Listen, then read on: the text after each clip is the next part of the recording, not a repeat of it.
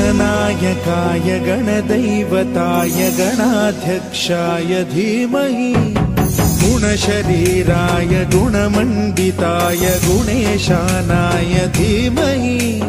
गुणातीताय गुणाधीशाय गुणप्रविष्टाय धीमहि एकदन्ताय वक्रतुण्डाय गौरीतनयाय धीमहि गजेशानाय भालचन्द्राय श्रीगणेशाय धीमहि एकदन्ताय वक्रतुण्डाय गौरीतनयाय धीमहि गजेशानाय भालचन्द्राय गानचतुराय गानप्राणाय गानान्तरात्मने गानोत्सुकाय गानमत्ताय गानोत्सुकमनसे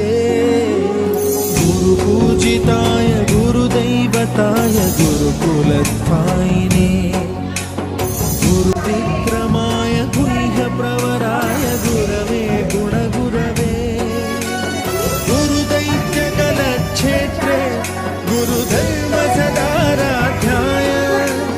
गुरुपुत्र परित्रात्रे गुरुपाखण्डखण्डकाय गीतसाराय गीततत्त्वाय गीतगोत्राय धीमहि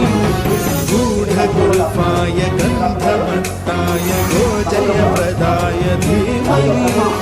गुणातीताय गुणाधीशाय गुणप्रविष्टाय धीमहि एकदन्ताय वक्रतुण्डाय गौरीतनयाय धीमहि गजेशानाय बालचन्द्र